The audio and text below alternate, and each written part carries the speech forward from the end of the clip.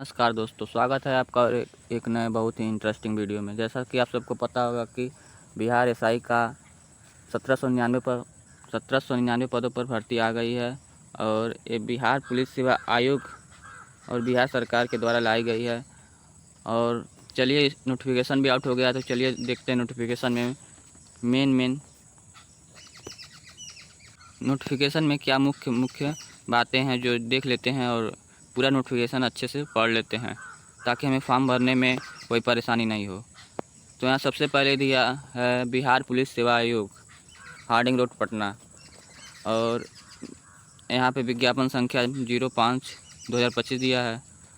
और यहाँ पे देखिए, पहले क्रम संख्या में दिया है पुलिस सब इंस्पेक्टर, पुलिस अवर निरीक्षक पद के लिए भर्ती आई है। वेतनमान आपका रहेगा लेवल 6 का। रिक्तियों की संख्या यहाँ पे दिखाई गई है साफ रिक्तियों की संख्या यहाँ पर साफ दिखाई गई है 1799, 1799। और इन पदों पर नियुक्ति हेतु प्रतियोगिता परीक्षा आयोजित की जाएगी। इसके लिए विज्ञापन संख्या 05/2025 यहाँ जारी किया जा रहा है। ऑनलाइन आवेदन पत्र भरने की प्रक्रिया 26/9/2025 से प्रारंभ होगी, यानी 26/9/2025 से प्रारंभ होगी और 26/10 तक इसका लास्ट डेट रहेगा। 2025 तक इसका लास्ट डेट रहेगा। यहाँ पे दूसरे नंबर पर दिया, उक्त पदों पर चयन के लिए बिहार पुलिस सेवा आयोग द्वारा अभ्यर्थियों से ऑनलाइन आवेदन पत्र प्राप्त किया जाएगा। एक अभ्यर्थी द्वारा मात्र एक ही ऑनलाइन आवेदन पत्र भरा जा सकता है। इसका मतलब है कि आप मल्टीपल एप्लीकेशन आप फॉर्म ऑनलाइन नहीं कर सकते हैं, केवल एक ही फॉर्म ऑनलाइन कर सकते हैं। इसलिए बहुत ही सावधानी से आप इस फॉर्म को ऑनलाइन करेंगे, कुछ भी गलती ना हो, एक बातों को अच्छे से पहले देख लेंगे तब ऑनलाइन आवेदन करेंगे। अब यहाँ पे चौथे नंबर पर दिया है कि आवेदन के लिए पात्रता। यहाँ चौथे नंबर पर दिया है कि आवेदन के लिए पात्रता, तो भारतीय नागरिक होना अनिवार्य है और पुरुष, महिला एवं थर्ड जेंडर आवेदन कर सकते हैं। यानी इसमें आपको बिहार पुलिस एसआई में फॉर्म ऑनलाइन करने के लिए इंडियन सिटीजन होना चाहिए और मेल, फीमेल या थर्ड जेंडर भी आवेदन कर सकते हैं। अभ्यर्थियों की शैक्षणिक योग्यता यहाँ पे दिया आपको कि पैरा नंबर 4.2 में दिया है कि अभ्यर्थियों की शैक्षिक योग्यता दिनांक 1/8/2025 तक किसी मान्यता प्राप्त विश्वविद्यालय से स्नातक परीक्षा या राज्य सरकार द्वारा मान्यता प्राप्त उसके समकक्ष परीक्षा उत्तीर्ण होना अनिवार्य है। यानी कि दोस्तों, यहाँ पे अपेयरिंग छात्र नहीं चलेंगे, केवल जिन्होंने अपना बैचलर डिग्री कंप्लीट कर लिया है, आपने बीए कर लिया, बीएससी कर लिया, लेकिन फाइनल होना चाहिए, उसका अपेयरिंग नहीं चलेगा। और उसके समकक्ष भी कोई भी डिग्री रहेगी तो चलेगी, यूजी डिग्री रहनी चाहिए। यानी अपेयरिंग वाले छात्र इस फॉर्म को नहीं भर पाएंगे। और आपको किसी भी दिशा में अगर इस फॉर्म को भरना है तो 1/8/2025 यहाँ पे साफ दिया है कि 1/8/2025 तक आपका डिग्री पूरी हो जानी चाहिए। और यहाँ पैरा नंबर 4.3 में दिया है कि उम्र सीमा की गणना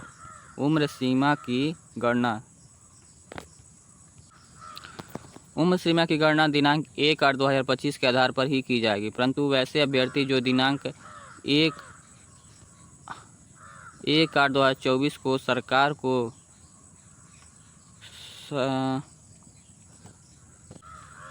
पैरा नंबर 4.3 में उम्र सीमा की गणना दिया गया है कि उम्र सीमा की गणना दिनांक 1/8/2025 के आधार पर ही की जाएगी, परंतु वैसे अभ्यर्थी जो दिनांक 1/8/2024 को सरकार द्वारा निर्धारित अधिकतम उम्र सीमा धारित करते हों, वो भी उम्र सीमा के आधार पर आवेदन कर सकते हों। यानी जिनका उम्र 1/8/2024 को ही ख़त्म हो गया था, उनको 1/8/2025 तक उम्र सीमा दी जा रही है, यानी 1 साल का उनका छूट भी दिया जा रहा है। यहाँ पे पैरा नंबर 4.4 में दिया कि अभ्यर्थियों की उम्र दिनांक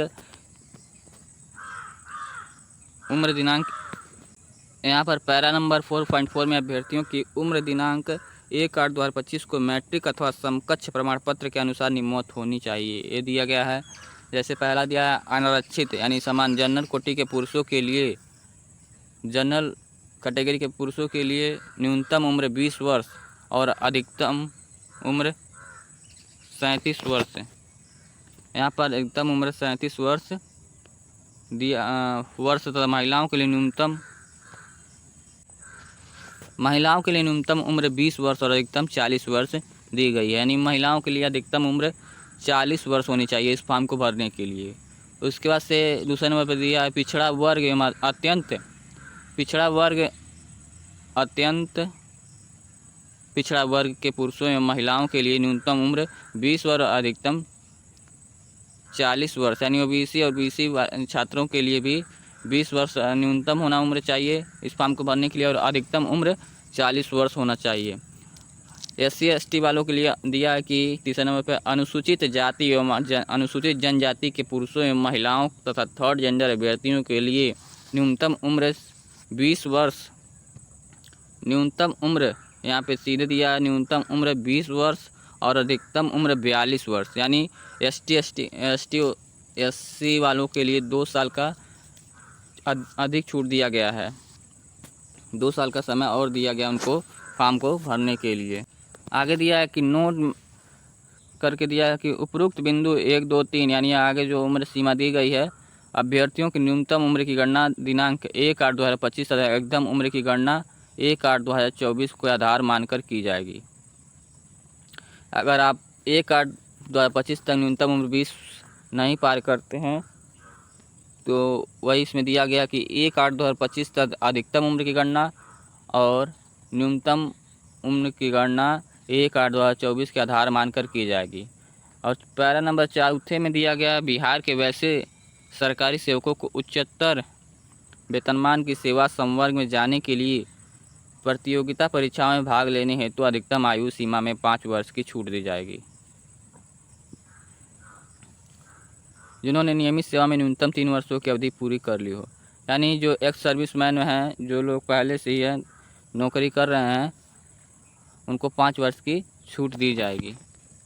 और पैरा नंबर 5 में एकदम साफ साफ दिया कि असैनिक पदों पर नियुक्ति हेतु भूतपूर्व सैनिकों को, जो एक्स आर्मी मैन है, भूतपूर्व सैनिकों को अधिकतम आयु सीमा में 3 वर्ष तथा प्रतिरक्षा सेवा में बिताई गई सेवा अवधि के समतुल्य रियायत दी जाएगी, बशर्ते उनकी वास्तविक उम्र कट ऑफ तिथि को 57 वर्ष, कट ऑफ तिथि मतलब जब रिजल्ट आए, कट ऑफ इसका तैयार हो तो 57 वर्ष से अधिक नहीं होनी चाहिए, 57 वर्ष से अधिक नहीं होनी चाहिए। यहाँ पे साफ साफ दिखा है, आप लोग देख लीजिए कि 57 वर्ष से अधिक नहीं होनी चाहिए, क्योंकि एक्स आर्मी मैन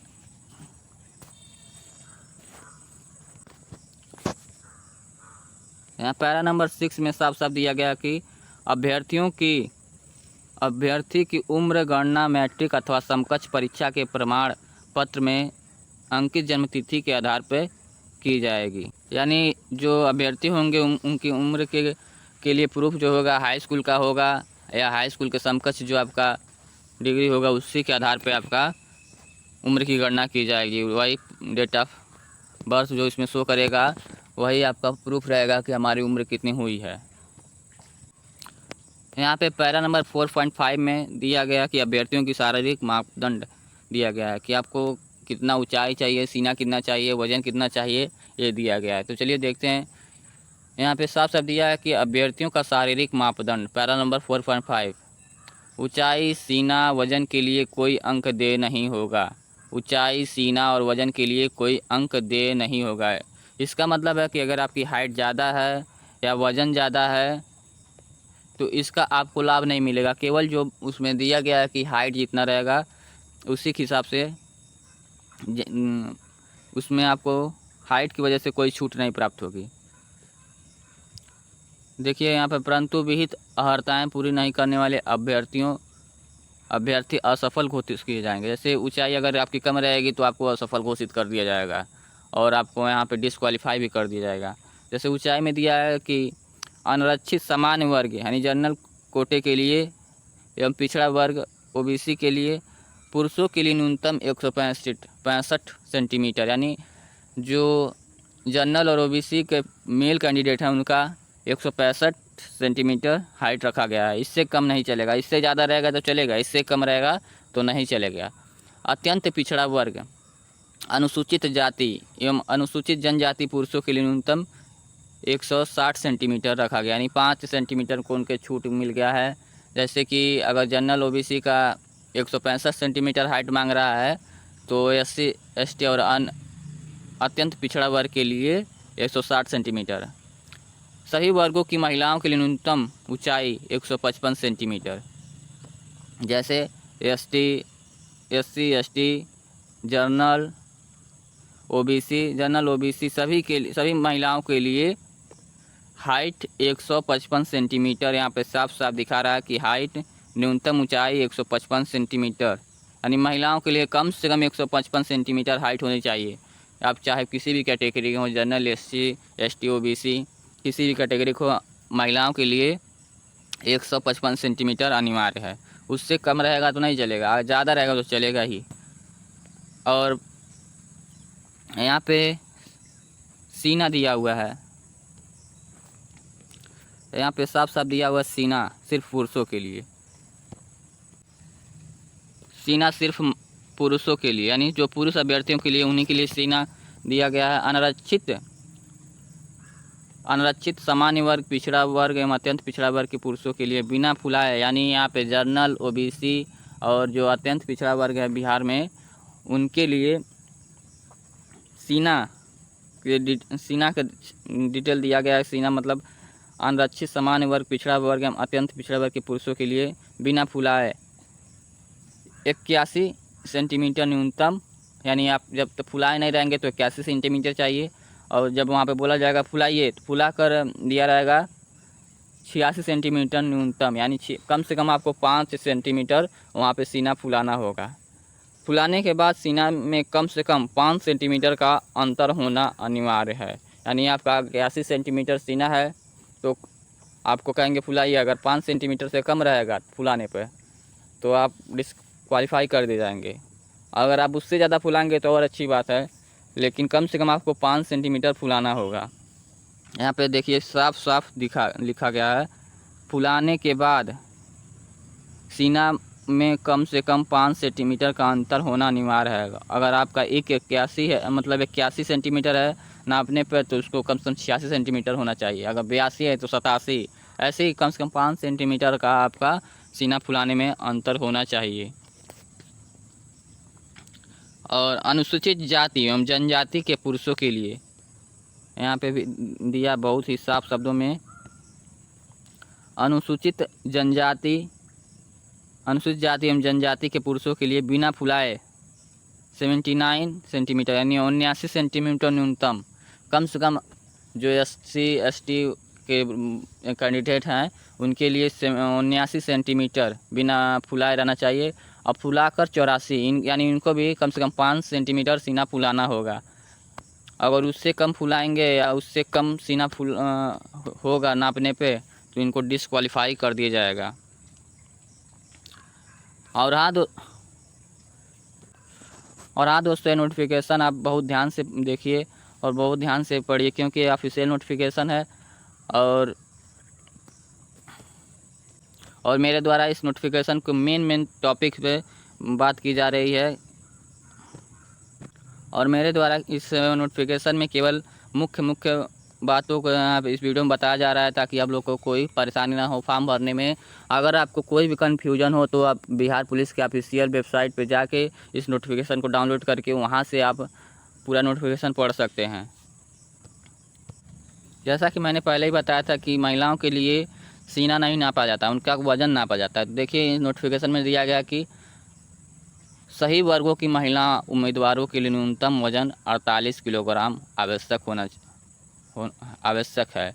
यानी आप महिला अभ्यर्थी हैं तो किसी भी कैटेगरी को, SC ST OBC EBC या जनरल के, आपको कम से कम 48 किलोग्राम होना ही चाहिए, तभी आप इस भर्ती प्रक्रिया में हिस्सा ले सकते हैं। हिस्सा तो ले सकते हैं, लेकिन जब वहाँ पे फिजिकल होगा वहाँ पे आपका, तो वहाँ से डिस्क्वालीफाई कर दिया जाएगा। तो 48 किलोग्राम आपका वज़न होना आवश्यक है। 48 किलोग्राम आपका वज़न होना आवश्यक है। यहाँ पे साफ साफ दिखा दिया है पहले ही नोटिफिकेशन में कि आप किसी भी वर्ग की महिला अभ्यर्थी हैं तो आपको कम से कम 48 किलोग्राम का होना आवश्यक है। और यहाँ पे दिया है किन्नर, कोठी, हिजड़ा, ट्रांसजेंडर यानी थर्ड जेंडर, यानी किन्नर लोगों के लिए, थर्ड जेंडर जो है अभ्यर्थियों के लिए शारीरिक मापदंड तथा शारीरिक परीक्षा के मापदंड पिछड़े वर्ग की महिला अभ्यर्थियों के समान होंगे। यानी इसमें भी मान लीजिए यहाँ पे दिया थर्ड जेंडर अभ्यर्थियों के लिए शारीरिक मापदंड तथा शारीरिक दक्षता परीक्षा का मापदंड पिछड़े वर्ग की महिला अभ्यर्थियों के समान होंगे। यानी जो ओबीसी वर्ग की महिलाओं के साथ ही, यानी जो जितना उनको चाहिए उतना ही थर्ड जेंडर वाली महिलाओं के लिए भी उतना ही शारीरिक मापदंड होना चाहिए। शारीरिक मापदंड के बाद यहाँ पे पैरा नंबर 5 में दिया हुआ है कि नियुक्ति की प्रक्रिया। पहले तो आपके लिखित प्रतियोगिता परीक्षा होगी, यानी लिखित परीक्षा होगी। फिर आवेदन पत्रों के संग्रहण के उपरांत आवेदन पत्रों की समीक्षा की जाएगी। यूएमजी ने अभ्यर्थियों के आवेदन पत्र सही पाए जाएंगे, उनके लिए लिखित प्रतियोगिता परीक्षा का आयोजन किया जाएगा। लिखित परीक्षा 2 चरणों में होगी, यानी आपकी परीक्षा 2 चरणों में होगी, यथा प्रारंभिक एवं मुख्य लिखित परीक्षा। यानी पहले प्रीलिम्स पास करना होगा, उसके बाद से यहाँ पे साफ साफ लिखा है कि आवेदन पत्रों के संग्रहण के उपरांत, यानी आप जो ऑनलाइन आवेदन करेंगे उनके जांच कर लिया जाएगा। जांच में जिनका भी आवेदन पत्र सही होगा, सही पाया जाएगा, उन्हीं को परीक्षा में बैठने की अनुमति दी जाएगी। और परीक्षा 2 चरणों में होगी, प्रारंभिक परीक्षा और मुख्य लिखित परीक्षा। तो जो लोग पहले प्रारंभिक परीक्षा में पास होंगे उन्हीं का मेरिट बनेगा मुख्य लिखित परीक्षा में बैठने के लिए। देखिए यहाँ लिखित परीक्षा 2 चरणों में होगी, यथा प्रारंभिक एवं मुख्य परीक्षा।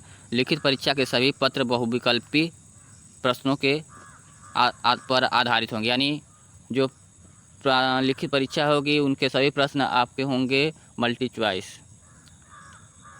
जो आप लोग पेपर देते हैं तो वहाँ पे 4 ऑप्शन दिया रहता है, वही मतलब उसी तरीके का होगा कि मल्टी चॉइस रहेगा। यहाँ पे सब्जेक्टिव नहीं रह जाएगा, पेपर ऑब्जेक्टिव ही होगा।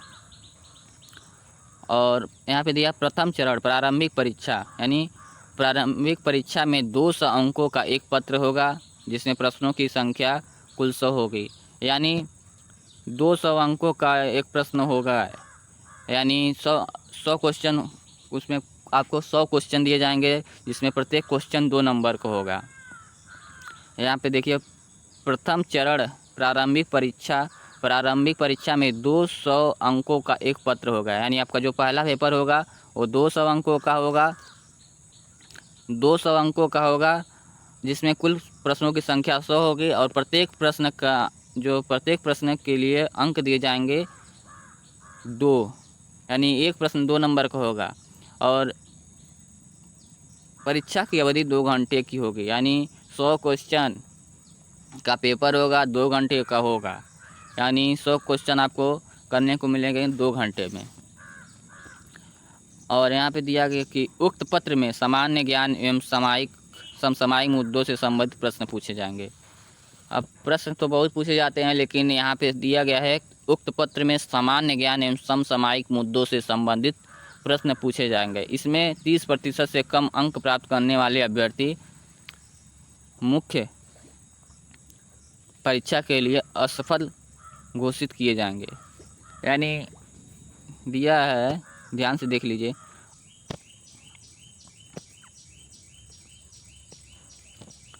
उक्त पत्र में सामान्य ज्ञान एवं समसामयिक मुद्दों से संबंधित प्रश्न पूछे जाएंगे। इसमें 30% से कम अंक प्राप्त करने वाले अभ्यर्थी मुख्य परीक्षा के लिए असफल घोषित किए जाएंगे। यानी आपको कम से कम 30% अंक लाना ही होगा अगर आपको पास होना है। उसके बाद तो मेरिट बनेगी ही। पहले तो अगर आप 30% से कम अंक पा जाएंगे तो आप वैसे ही डिस्क्वालीफाई होंगे, आपका मेरिट बनेगा ही नहीं। उसके बाद से उसके ऊपर जितना आता है उसके ऊपर आपका मेरिट कट ऑफ जाएगा, मेरिट बनेगी। तो यहाँ साफ साफ से गया कि आपको पास होने के लिए कम से कम 30% मार्क लाना ही होगा। फिर आगे दिया है कि प्रारंभिक परीक्षा में प्राप्त अंकों के आधार पर रिक्तियों के 20 गुणा सफल अभ्यर्थियों का चयन मेधा क्रमानुसार, यानी जो कट ऑफ बनेगा आपका प्रारंभिक परीक्षा में प्राप्त अंकों के आधार पर यहाँ पे देखिए, प्रारंभिक परीक्षा में प्राप्त अंकों के आधार पर रिक्तियों के 20 गुना अभ्यर्थियों का चयन मेधा क्रमानुसार आरक्षण कोटिवार किया जाएगा। यानी कट ऑफ बनेगा, 20 गुना सफल अभ्यर्थियों को मेरिट में बुलाया जाएगा, मतलब मुख्य लिखित परीक्षा के लिए बुलाया जाएगा। मुख्य लिखित परीक्षा हेतु अर्हता प्राप्त अभ्यर्थियों की पर्याप्त संख्या में अनुपलब्धता, यानी 20 गुना से कम अगर अभ्यर्थी रहेंगे, पास रहेंगे, तो उक्त अनुपात उपयुक्त रूप से कम किया जाएगा। यानी कट ऑफ तब नीचे किया जाएगा, डाउन किया जाएगा, कट ऑफ कम किया जाएगा। विज्ञापन के लिए प्राप्त आवेदनों की संख्या के आधार पर एक से अधिक परीक्षा में, यहाँ पे दिया है, विज्ञापन के लिए प्राप्त आवेदनों की संख्या के आधार पर एक से अधिक पालियों में परीक्षा आयोजित की जा सकती है। यानी अगर ज़्यादा फॉर्म आ जाएंगे, ज़्यादा लोग आवेदन कर देंगे, तो अगर एक पाली में नहीं परीक्षा हो पाएगी तो उन्हें कई पालियों में जो आयोग चाहेगा अपने हिसाब से, यहाँ पे साफ साफ दे दिया है कि एक से अधिक पालियों में आयोजित की जा सकती है। बहुसत्रीय बहुप्रश्नपत्रीय परीक्षाओं के मूल्यांकन हेतु सामान्यीकृत नॉर्मलाइजेशन अंकों की गणना इक्वी परसेंटाइल पद्धति से की जाएगी। यहाँ पे दिया गया है कि अगर परीक्षा एक से अधिक पालियों में हुई तो यहाँ पर नॉर्मलाइजेशन लगाया जाएगा। और नॉर्मलाइजेशन किस आधार पर लगाया जाएगा? अंकों की गणना इक्वी परसेंटाइल पद्धति से की जाएगी। अब इक्वी परसेंटाइल पद्धति के हिसाब से नॉर्मलाइजेशन किया जाएगा। यानी परीक्षा अगर एक से अधिक पालियों में हुई तो नॉर्मलाइजेशन इसमें लगेगा, क्योंकि अलग अलग पेपर रहेगा, कई पालियों में किसी को आसान किसी को कठिन, वही वाला परेशानी होगा जो बीपीएससी वाला 70वीं वाले में हुआ था। वही परसेंटाइल वाला नॉर्मलाइजेशन वाला मेथड यहाँ पे भी लगाया जाएगा। देखिए आगे क्या होता है। द्वितीय चरण। अब द्वितीय चरण में मुख्य परीक्षा, आप प्रीलिमिनरी पास कर गए, उसके बाद से आपको मुख्य परीक्षा पास करनी होगी।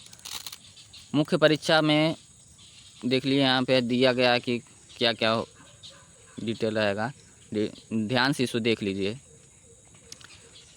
प्रारंभिक परीक्षा में सफल अभ्यर्थियों को मुख्य परीक्षा में सम्मिलित होने का अवसर प्रदान किया जाएगा। यानी आप प्रीलिमिनरी पास कर जाएंगे, अगर आप प्रीलिमिनरी के कट ऑफ में आ जाएंगे तो आपको मुख्य लिखित परीक्षा में बैठने का अवसर प्रदान किया जाएगा। मुख्य परीक्षा में 2 पत्र होंगे।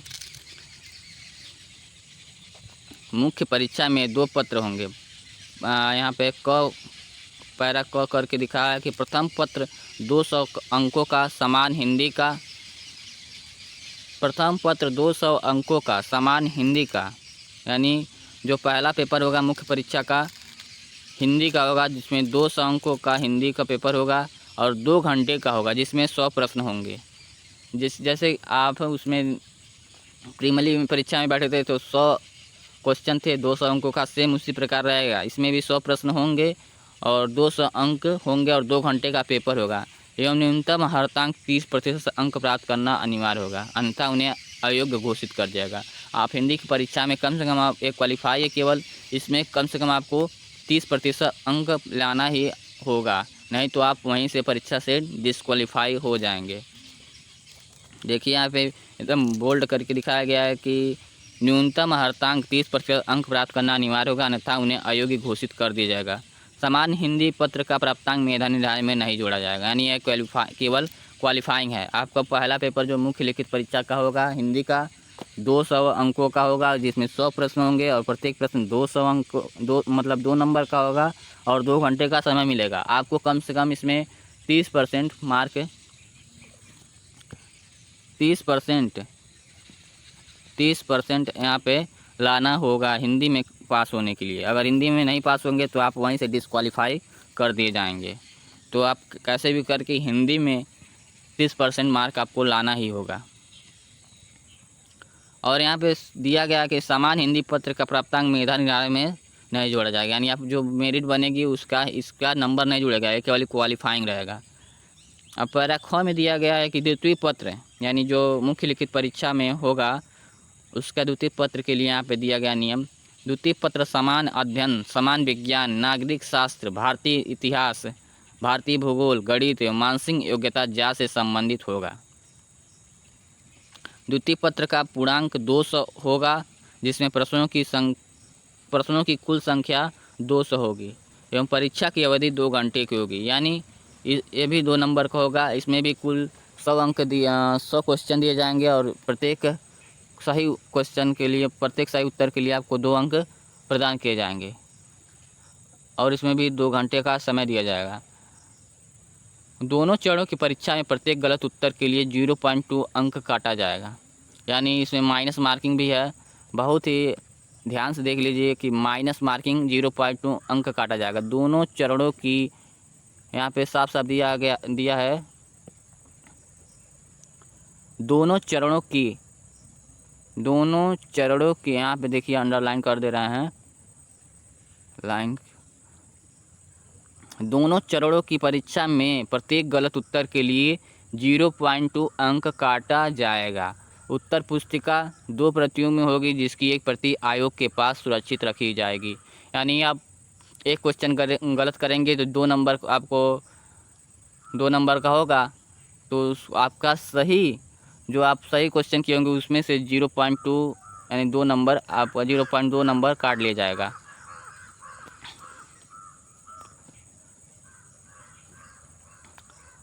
और इसमें आगे दिया है मुख्य लिखित परीक्षा के आधार पर रिक्तियों के 6 गुणा अभ्यर्थियों का चयन कोटिवार शारीरिक दक्षता परीक्षा के लिए किया जाएगा।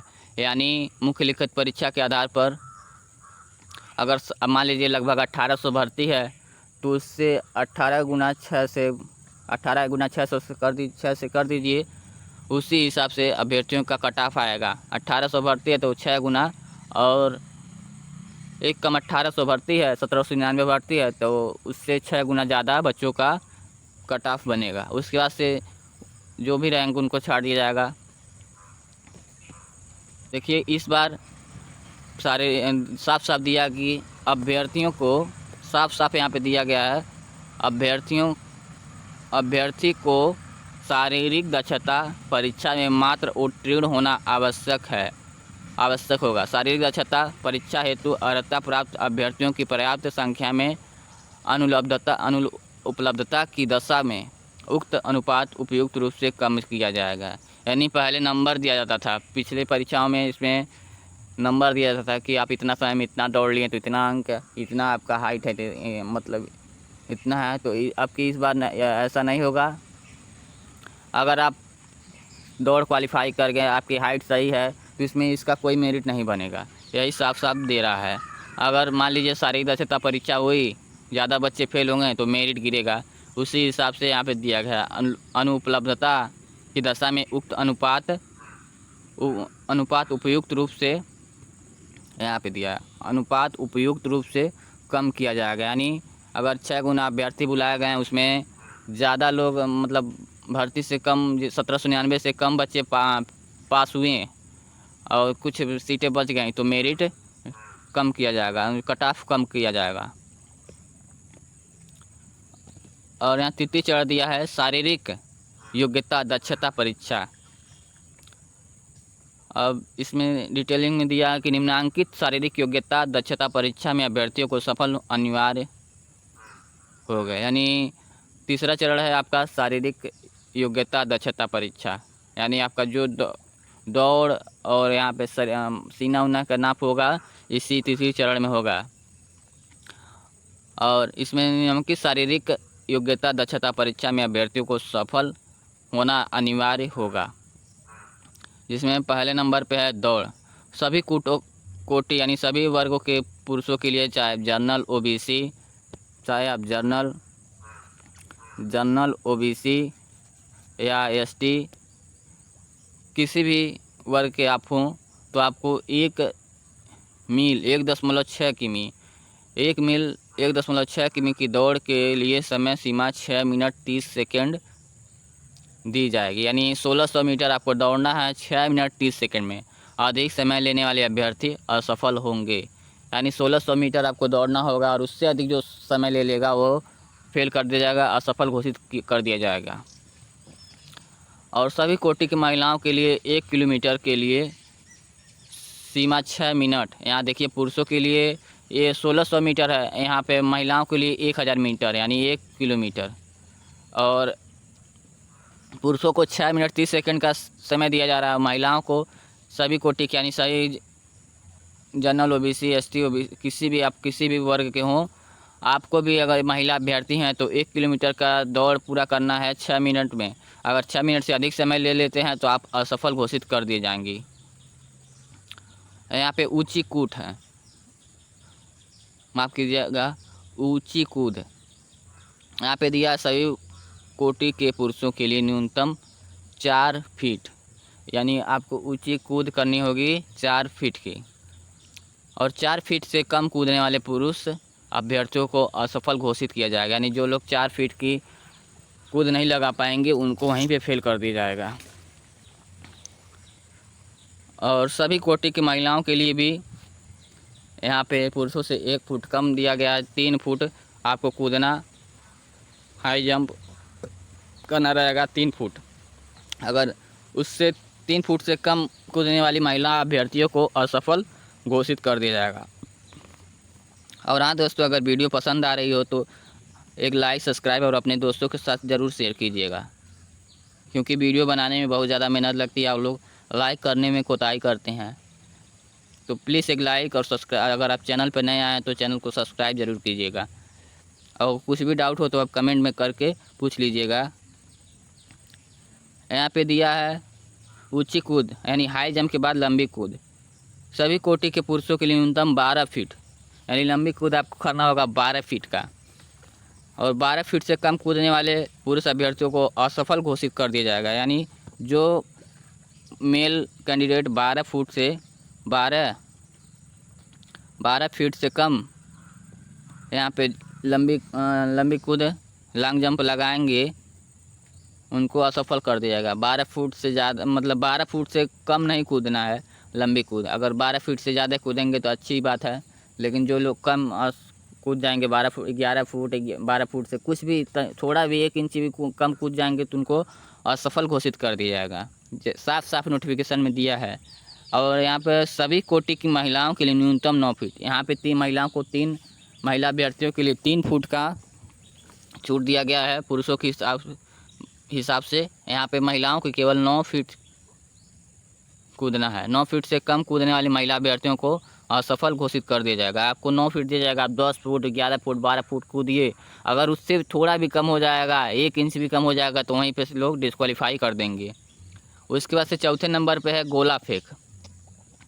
सभी कोटि के पुरुषों के लिए 16 पाउंड का गोला न्यूनतम 16 फीट फेंकना होगा। 16 पाउंड का गोला न्यूनतम 16 फीट फेंकना होगा। आप लोग एकदम ध्यान से देख लीजिए, ये ऑफिशियल नोटिफिकेशन है और मैं इसे आपको अच्छे से समझा रहा हूँ। अगर कुछ भी नहीं समझ में आ रहा है तो कमेंट में आप ज़रूर बताइएगा। यहाँ पे पुरुष अभ्यर्थियों के लिए 16 पाउंड का गोला रहेगा, उसे 16 फीट फेंकना होगा।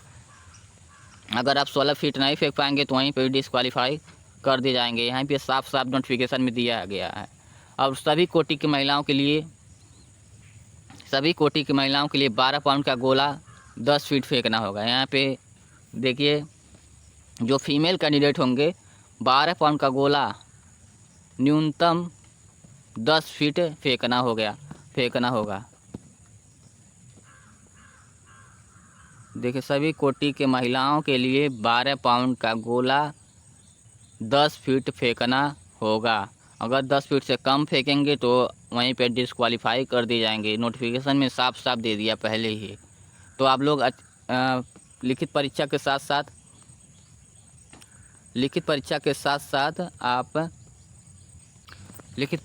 साथ आप फिजिकल की भी तैयारी कीजिए। और यहाँ आगे दिया है कि नियत समय पुरुषों के लिए 6 मिनट 30 सेकेंड और महिलाओं के लिए 6 मिनट, यानी जो ऊपर दिया उसको यहाँ पे पूरा डिफाइन किया है कि नियत समय यानी पुरुषों के लिए 6 मिनट 30 सेकेंड में 1600 मीटर दौड़ना है और महिला अभ्यर्थियों के लिए 1 किलोमीटर केवल दौड़ना है 6 मिनट में। जो लोग इतना समय में मतलब मेल कैंडिडेट 1.6 किलोमीटर यानी 1600 मीटर उनको दौड़ना है और उनको समय दिया जाएगा 6 मिनट 30 सेकंड का। और महिलाओं के लिए दौड़ पूरी करने के लिए 6 मिनट दिया जाएगा और उनको केवल 1 किलोमीटर दौड़ना होगा। तो जो लोग इसको क्वालिफाई कर लेंगे, तो आगे दिया है कि नियत समय पुरुषों के लिए 6 मिनट 30 सेकंड, महिलाओं के लिए 6 मिनट में दौड़ पूरी करने वाले अभ्यर्थियों को ऊंची कूद, लंबी कूद एवं गोला फेंक स्पर्धाओं में न्यूनतम विनिश्चित मानदंड पूरा नहीं करने पर असफल घोषित कर दिया जाएगा। यानी आप दौड़ के बाद आपको आगे के लिए ले जाया जाएगा, जहाँ पे आपको ऊंची कूद करनी होगी, फिर लंबी कूद करनी है। ऊंची कूद आपको पुरुषों के लिए 4 फीट रहेगा, पुरुषों के लिए 4 फीट, महिलाओं के लिए 3 फीट। और लंबी कूद रहेगा आगे जो पीछे आपको वीडियो में बताएं उसी हिसाब से लंबी कूद, उसके बाद से गोला फेंक। और इसमें जो आप अगर इसको नहीं पास करेंगे तो वहीं से डिस्क्वालीफाई कर दिए जाएंगे। अभ्यर्थियों को स्पर्धाओं में अलग अलग सफल होना होगा, यानी आपको पहले दौड़ में सफल होना पड़ेगा, फिर ऊंची कूद में, फिर लंबी कूद में, फिर गोला फेंक में अधिकतम 3 मौका दिया जाएगा। यानी आप दौड़ में पास होने के बाद मान लीजिए ऊंची कूद है, आपको 3 मौका दिया जाएगा कि 4 फुट कम से कम कूदना है। अगर एक बार फेल होंगे, 2 बार फेल होंगे, तीसरी बार अगर पास होंगे तो अच्छी बात है, नहीं पास हुए तो फेल कर दिए जाएंगे वहीं से। यानी आपको कूदने के लिए 3 मौका दिया जाएगा, गोला फेंकने के लिए 3 मौका दिया जाएगा और लंबी कूद के लिए भी 3 मौका दिया जाएगा। तो आप लोग फिजिकल पे अच्छे से ध्यान दीजिए, क्योंकि कितने लोग यहाँ पे लिखित परीक्षा निकाल ले जाते हैं, मुख्य लिखित परीक्षा निकाल ले जाते हैं, लेकिन फिजिकल में फेल हो जाते हैं, तो बहुत वहाँ पे कष्ट होता है। और यहाँ पे ट्रांसजेंडर के लिए भी दिया गया है कि शारीरिक मानदंड उनका क्या होगा। यहाँ पे दिया है कि थर्ड जेंडर के लिए बिहार सरकार गृह विभाग आरक्षी शाखा का संकल्प ज्ञापांक 386 के अनुसार, यानी दिनांक 14/1/2021 के कंडिका 5(3) के अनुसार ट्रांसजेंडर अभ्यर्थियों के लिए शारीरिक मापदंड और शारीरिक दक्षता परीक्षा पिछड़ा वर्ग की महिलाओं के समान होंगे। यानी आप अगर वहाँ पे हिजड़ा ट्रांसजेंडर अभ्यर्थी हैं तो आपको जो ओबीसी पिछड़ा वर्ग के महिला अभ्यर्थियों को जो मापदंड चाहिए, ओबीसी फीमेल अभ्यर्थी को जो मापदंड चाहिए वही ट्रांसजेंडर को भी चाहिए इस परीक्षा में सम्मिलित होने के लिए और परीक्षा को क्वालिफाई करने के लिए। तो आप अच्छे से नोटिफिकेशन पढ़ लीजिएगा। और यहाँ पर दिया आगे कि अभ्यर्थियों की न्यूनतम उम्र सामान्य विज्ञापन अनुसार रहेगी। अधिकतम उम्र सीमा में अनुसूचित जाति जनजाति कोटि के समरूप छूट प्राप्त होगी। यानी जो ट्रांसजेंडर कैंडिडेट रहेंगे उनको SC ST कोटे के अनुसार ही समरूप छूट प्राप्त होगी। यानी SC ST के तहत जो ट्रांसजेंडर हैं उनको छूट प्रदान की जाएगी। जो SC ST का छूट प्राप्त होगा उसी हिसाब से ट्रांसजेंडर को भी छूट प्राप्त होगा उम्र की सीमा में। अभ्यर्थी को बिहार राज्य का मूल निवासी होने का प्रमाण पत्र तथा राज्य सरकार द्वारा निर्धारित सक्षम प्राधिकार द्वारा निर्गत प्रमाण पत्र उनके ट्रांसजेंडर होने का निमित्त प्रस्तुत करना होगा। यानी आपको ट्रांसजेंडर अभ्यर्थी रहेंगे तो आपको बिहार राज्य का मूल निवासी होने का प्रमाण पत्र तथा राज्य द्वारा निर्धारित सक्षम प्राधिकार द्वारा निर्गत प्रमाण पत्र एवं ट्रांसजेंडर होने की नियुक्ति सर्टिफिकेट आपको देना होगा। अब यहाँ पे पैरा नंबर 6 में दिया है साफ कि देखिए पैरा नंबर 6 मेधा सूची एवं नियुक्ति की अनुशंसा। यानी आपको जो कट ऑफ बनेगा, मेरिट बनेगी, उसके लिए आपको क्या क्या आवश्यक होगा इसमें यह दिखाया गया है। 6(1) में दिखाया गया कि उपरोक्त पदों पर नियुक्ति हेतु चयन के लिए अंतिम रूप से सफल अभ्यर्थियों की मेधा सूची मुख्य लिखित परीक्षा में प्राप्त अंकों के आधार पर मेधा क्रमानुसार अक्षर कोटिवार तैयार किया जाएगा।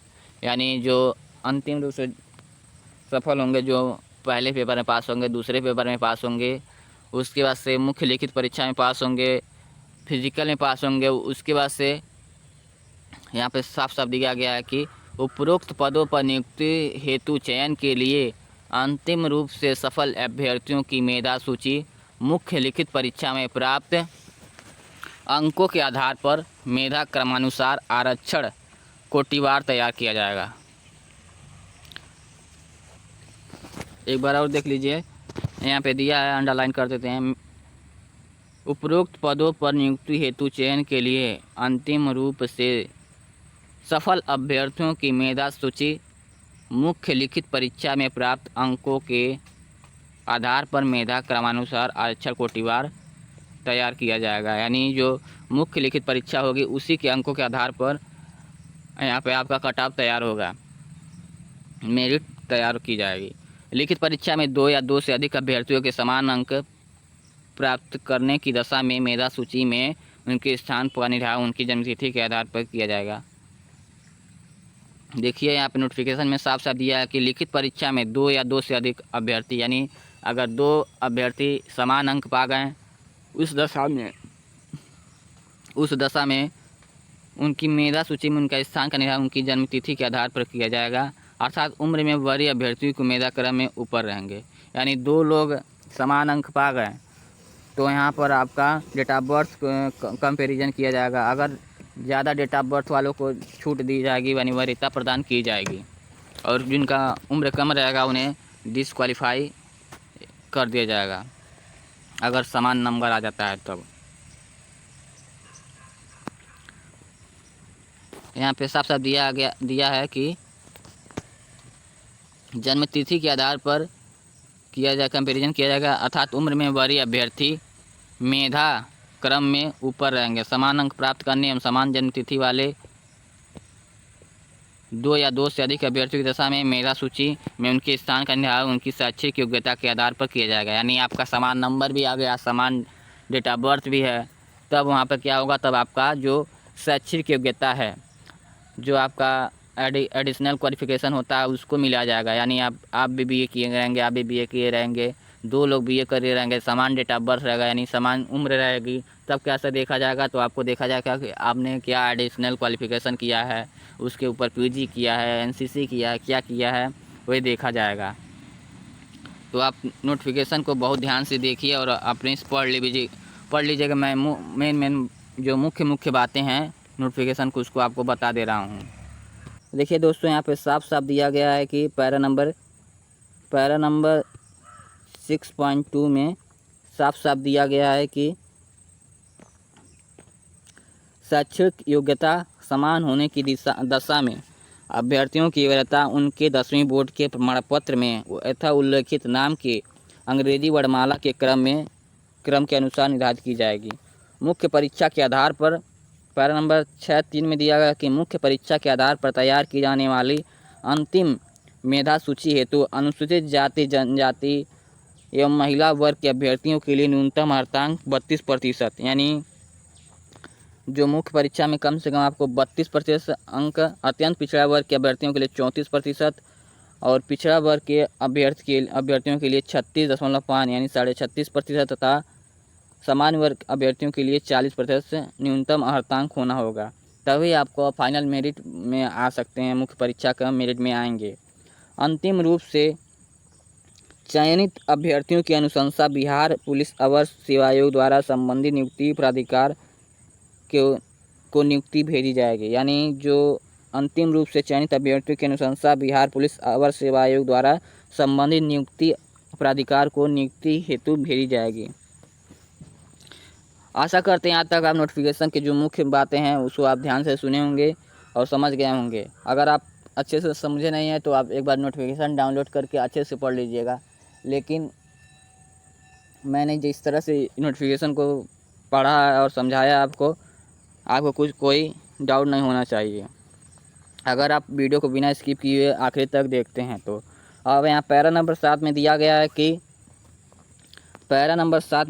है कि रिक्ति, यह पहला नंबर पर दिया अनुसूचित जाति, उसका कुल पद रहेगा 210। महिलाओं के लिए क्षैतिज रूप से आरक्षित पद 35%, यानी यहाँ पे अनुसूचित जाति का 210 पोस्ट रहेगा, उसमें से 14 पोस्ट महिलाओं के लिए रहेगा।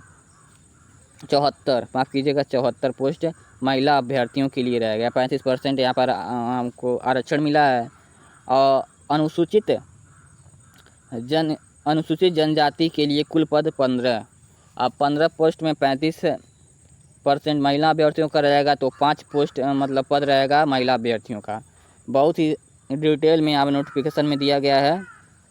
और यहाँ पे देखिए अत्यंत पिछड़ा वर्ग का कुल पद 273, जिसमें से 96 पद महिला अभ्यर्थियों का रहेगा। कोई इसमें डाउट नहीं होना चाहिए। महिलाओं के लिए बिहार में 35% का आरक्षण दिया गया है इस भर्ती में। तो अत्यंत पिछड़ा वर्ग के लिए 273 पोस्ट रहेगा पूरा, उसमें से 96 पद महिला अभ्यर्थियों का रहेगा।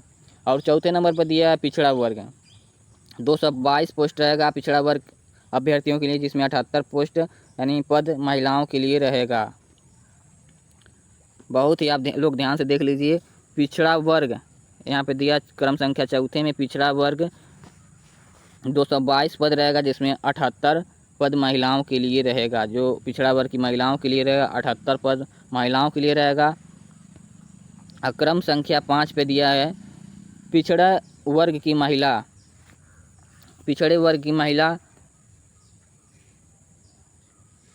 के 42 पोस्ट रहेगा, यानी ये अलग से पोस्ट दे दिया गया। पिछड़े वर्ग की महिलाओं के लिए 42 पोस्ट रहेगा। पैरा नंबर 5 को बहुत ध्यान से देखिए। पिछड़े वर्ग की महिला, यानी इसमें केवल महिलाओं के लिए दिया गया पिछड़े वर्ग की महिलाओं के लिए 42 पोस्ट। तो यहाँ पे 0 दिखा रहा, क्योंकि ये पूरा महिलाओं के लिए 42 पोस्ट रहेगा पिछड़े वर्ग की महिलाओं के लिए अलग से। और यहाँ पे पैरा नंबर 6 में देखिएगा, अनारक्षित जनरल कोटे के लिए टोटल 850 पद रहेंगे, जिसमें से 35% महिला आरक्षण के हिसाब से 298 पोस्ट महिलाओं के लिए रहेगा, महिला अभ्यर्थियों के लिए रहेगा। 850 जनरल रहेगा, जिसमें से 298 पोस्ट महिला अभ्यर्थियों की रहेगा। और यहाँ 7वें नंबर पर दिया आर्थिक रूप से कमज़ोर वर्ग के आर्थिक रूप से कमज़ोर वर्ग वाले अभ्यर्थियों का 180 पोस्ट रहेगा, जिसमें 63 यानी EWS कैटेगरी का दिखा रहा है कि 180 पोस्ट टोटल रहेगा, जिसमें 63 महिलाओं के लिए पद रहेगा।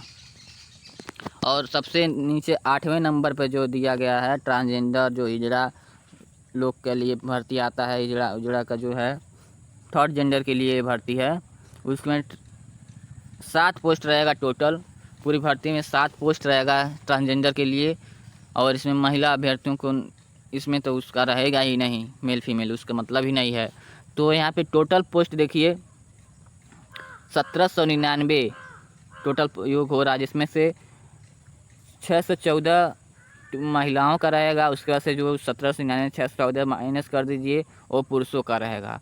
और इसमें एक और दे दिया है, स्वतंत्रता सेनानी के पोता पोती नाती नातिनी के लिए आरक्षित पद, यानी जो स्वतंत्रता फ्रीडम फाइटर थे उनके जो पोता पोती नाती नातिनी के लिए आरक्षित पद 36 होंगे, तो उनका भी 36 पोस्ट रहेगा। यानी टोटल 1799 में 614 महिलाओं का रहेगा और 36 उनको जो स्वतंत्रता फ्रीडम फाइटर थे उनके परिवार के लिए जो छूट दी जाएगी, पोस्ट दिए जाएंगे। तो यहाँ तक आपको बहुत ही अच्छे से समझ में आया होगा। एक बार और कहना चाहूँगा दोस्तों, आपसे रिक्वेस्ट है कि इस वीडियो को ज़्यादा से ज़्यादा शेयर कीजिए, लाइक कीजिए, और अगर आप चैनल पर नए हैं तो प्लीज़ चैनल को सब्सक्राइब कीजिए, क्योंकि वीडियो बनाने में बहुत मेहनत लगता है और आप लोग लाइक करने में कोताही करते हैं। तो प्लीज़ एक लाइक ज़रूर कीजिएगा। और वीडियो ज़्यादा अच्छा लगेगा, अगर आपको इन्फॉर्मेटिव लगेगा तो अपने दोस्तों के साथ ज़रूर शेयर कीजिएगा। चलिए वीडियो में आगे बढ़ते हैं। लागू होगा, जैसे महिलाओं के लिए प्रावधान दिया गया इसमें कि बिहार पद एवं सेवाओं की रिक्ति में आरक्षण अनुसूचित जनजाति, अनुसूचित जाति एवं अन्य पिछड़े वर्गों के लिए अधिनियम 1991 अधिनियम 3/1992 समय समय पर यथा संशोधित के प्रावधानों के अनुसार पिछड़े वर्ग की महिलाओं के लिए 3% आरक्षण के अछूट रखते हुए शेष आरक्षित एवं गैर आरक्षित वर्गों के 97% पदों के विरुद्ध 35% पद प्रत्येक आरक्षण कोटि में अलग अलग महिलाओं के लिए आरक्षित होंगे। यानी इसमें दिया गया है कि जो 35% महिला अभ्यर्थियों के लिए इस पूरी भर्ती में 35% पद महिला अभ्यर्थियों के लिए रहेगा। उसके बाद से प्रत्येक आरक्षण कोटि में अलग अलग महिलाओं के लिए अलग आरक्षित होंगे, यानी प्रत्येक वर्ग में महिला अभ्यर्थियों के लिए उनके वर्ग के हिसाब से, जैसे कि जनरल ओबीसी पदों के हिसाब से उनको 35% का आरक्षण दिया जाएगा। आप लोग पूरा ध्यान से इसको देख लीजिए कि यहाँ पे दिया गया है कि अलग अलग महिलाओं के लिए आरक्षित होंगे, यानी यह आरक्षण 37 आरक्षण होगा। सामान्य प्रशासन विभाग बिहार सरकार पटना का संकल्प ज्ञापक इतना दिनांक 9/7/25 के द्वारा 35% 37 आरक्षण बिहार के मूल निवासी महिलाओं को ही अनुमान्य होगा, यानी जो 35% इसमें छूट लेना है वो केवल जो बिहार के निवासी होंगे उन्हीं महिला अभ्यर्थियों को 35% आरक्षण मिलेगा। नहीं तो अगर आप यूपी से हैं या किसी अन्य स्टेट से हैं, फॉर्म अप्लाई कर रहे हैं, तो आपको महिला अभ्यर्थी का 35% वाला छूट नहीं मिलेगा। आपको सीधे जनरल कोटे में ही ट्राई करना होगा और आपको वहाँ से ही छूट मिलेगा। जो जनरल कोटे में आपका पद होगा उसी में से आपको जनरल कोटे में जो होगा पद उसी में से आपको आरक्षण दिया जाएगा। जो 35% महिला अभ्यर्थियों के लिए आरक्षण वो केवल बिहार की महिला निवासी अभ्यर्थियों के लिए ही है, परंतु यह कि योग्य महिला अभ्यर्थियों की पर्याप्त संख्या में अनुपलब्धता की दशा में शेष रिक्ति की, यहाँ पे देखिए दिया गया है कि परंतु, इसको अंडरलाइन कर देता हूँ, आप ध्यान देख लीजिए। परंतु यह कि योग्य महिला अभ्यर्थियों को पर्याप्त संख्या में अनुपलब्धता की दशा में शेष रिक्ति को उसी कोटि के योग्य पुरुष अभ्यर्थियों से भरा जाएगा, यानी कि यदि महिला पद पूरे नहीं भरे जाएंगे, महिला मतलब उस पद के लिए महिलाओं का पूरा नहीं सफल हो पाएंगी, महिला अभ्यर्थी नहीं सफल हो पाएंगी, तो उसी पद के लिए जनरल कोटि के पुरुष अभ्यर्थियों को उसी पद पर नियुक्त कर दिया जाएगा। यहाँ पे साफ साफ दिया है। फिर दिया कि परंतु यह भी कि बिहार अधिनियम 1992 की धारा 4(3) में निहित प्रावधानों के अनुसार महिलाओं के लिए उपयुक्त 35% के अतिरिक्त यथास्थिति मेधानुसार महिलाओं की नियुक्ति की जा सकेगी। यहाँ पे अब बिहार राज्य के स्वतंत्रता सेनानियों के बारे में दिया गया है। पैरा नंबर 8(3) में दिया गया है बिहार के स्वतंत्रता सेनानी और फ्रीडम फाइटर के लिए। तो इसको भी देख लेते हैं। बिहार राज्य के स्वतंत्रता सेनानी के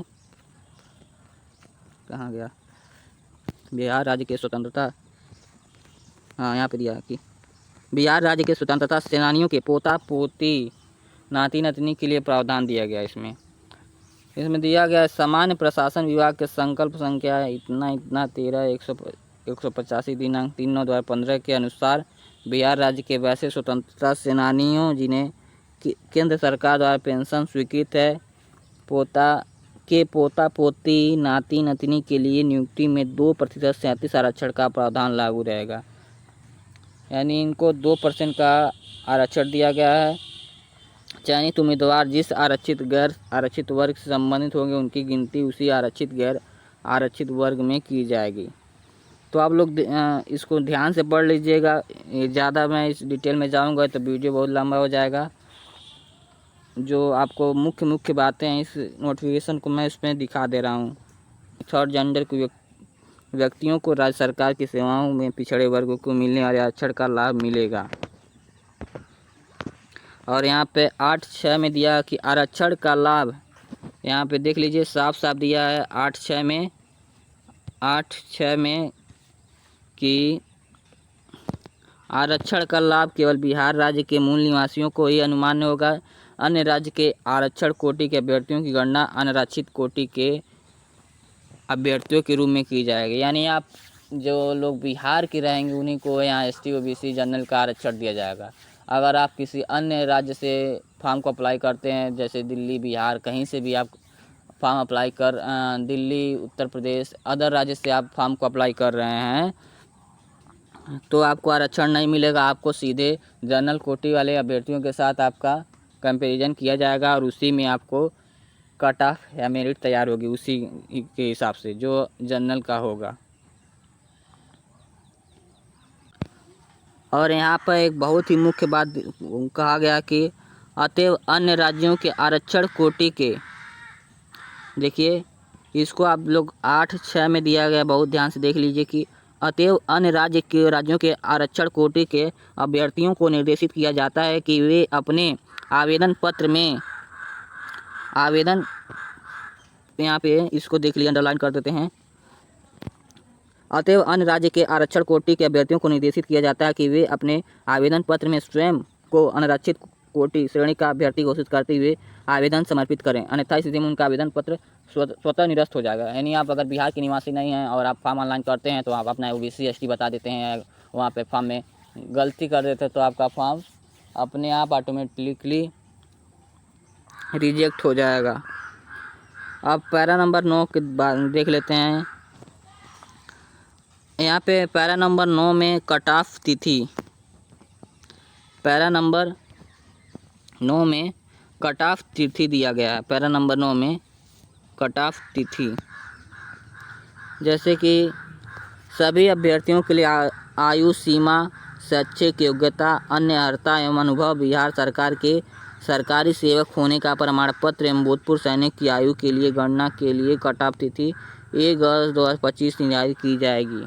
यानी आपको जो कट ऑफ तैयार होगी उसके हिसाब से आपको जो छूट मिलेगी 1 अगस्त 2025 के तक आपका उसको गणना किया जाएगा आयु में छूट।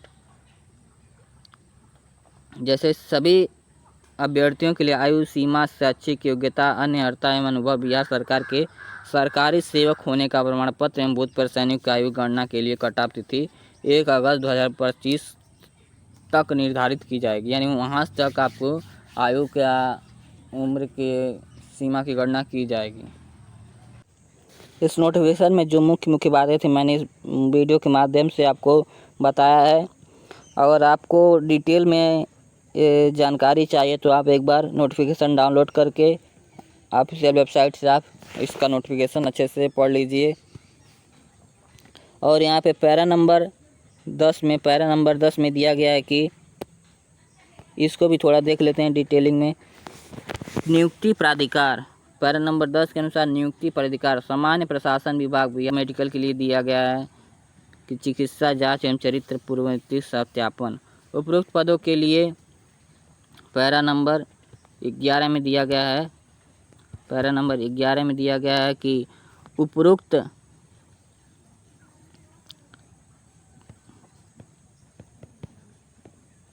पैरा नंबर 11 में साफ साफ दिया गया कि उपरोक्त पदों पर नियुक्ति के पूर्व सभी चयनित अभ्यर्थियों का चिकित्सकीय परीक्षण यानी मेडिकल होगा, फिर चरित्र एवं पूर्ववित्त सत्यापन संबंधी नियुक्ति प्राधिकार द्वारा यथाविहित नियम के अनुसार कराया जाएगा। यानी आपका जो चरित्र सत्यापन उसका भी आपका जांच किया जाएगा। प्रतिकूल प्रतिवेदन प्राप्त होने एवं अथवा अभ्यर्थियों द्वारा तथ्यों को छुपाए जाने की स्थिति से संबंधित अभ्यर्थियों की नियुक्ति के लिए अयोग्य घोषित किए जाएंगे। यानी आपका जो चरित्र प्रमाण पत्र है उसको बनवाना होगा और इसमें जो अगर आप जांच में पाया जाता है कि आप जो डिटेल दिए हैं अपने चरित्र प्रमाण पत्र बनवा के अगर गलत पाया जाता है तो आपका वहीं पे आपको अब अयोग्य घोषित किया जाएगा। और पैरा नंबर 12 में दिया है कि लिखित परीक्षा, शारीरिक परीक्षा, दक्षता परीक्षा के समय अभ्यर्थी कोरोना संक्रमण से बचाव हेतु सोशल डिस्टेंसिंग अथवा प्रशासन द्वारा इस संबंध में निर्गत सभी अद्यतन निर्देशों को कड़ाई से पालन करेंगे। यहाँ तक मुख्य बातें जो थी इस नोटिफिकेशन में मैंने बता दी है। और आप फॉर्म अप्लाई करने से पहले इसे बहुत अच्छे से पढ़ लीजिए, समझ लीजिए, तभी आप फॉर्म अप्लाई कीजिए। और ये मैंने जो इस वीडियो में बता दिया है अगर आप वीडियो को पूरा बिना स्किप किए हुए देख लेंगे तो आपको पढ़ने की ज़रूरत नहीं पड़ेगी वैसे।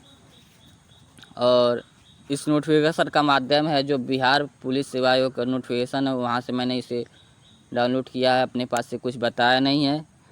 और अगर ये वीडियो आपको पसंद आई हो तो एक बार ज़रूर रिक्वेस्ट करेंगे इस वीडियो को लाइक शेयर सब्सक्राइब ज़रूर करें और अपने दोस्तों के साथ शेयर ज़रूर करें। और यहाँ पे पैरा नंबर 13, 14, 15 में दिया कि ऑनलाइन आवेदन कैसे करें, क्या फीस रहेगी, ऑनलाइन आवेदन भरते समय आपको क्या क्या डॉक्यूमेंट लगेंगे और ईमेल आईडी, ये सब मतलब यहाँ पे ऑनलाइन आवेदन करने की जानकारी आगे दी गई है। पासवर्ड कैसे बनाएंगे, तो इसके लिए आप मेरा डिटेलिंग वीडियो देख सकते हैं जो आगे जल्द ही अपलोड होने वाली है। आप रजिस्ट्रेशन कैसे करेंगे, फ़ोटो कितना केबी से कितना केबी रहेगा, आगे डिटेल में दिया। अगर ये सब बताने लगा तो बहुत वीडियो बहुत बड़ी लंबी हो जाएगी। अगर हाँ आपको वीडियो चाहिए डिटेल में तो कमेंट में बताइए कि आगे वाला भी जो पैरा बच्चे हैं उनका भी हम वीडियो बना दें। वीडियो को वॉच करने के लिए आपका बहुत बहुत धन्यवाद। और आप आशा करते हैं कि आप सर्वर डाउन होने से पहले ही इस आवेदन पत्र को आप सबमिट कर लीजिए। लास्ट डेट का इंतज़ार मत कीजिए, क्योंकि लास्ट डेट इंतज़ार करते करते अभी जो AEDO वाली भर्ती थी उसमें बहुत से बारे बच्चों का फॉर्म रह गया है और सर्वर बहुत स्लो काम कर रहा था। तो मैं आपको यही सलाह दूंगा कि आप जल्दी से जल्दी अपना सभी उसमें देख लीजिए कि आप फॉर्म भरने के लिए एलिजिबल हैं कि नहीं, और जैसे आप एलिजिबल होते हैं आप तुरंत इस फॉर्म को ऑनलाइन कीजिए। लास्ट तिथि का इंतज़ार मत कीजिए। धन्यवाद।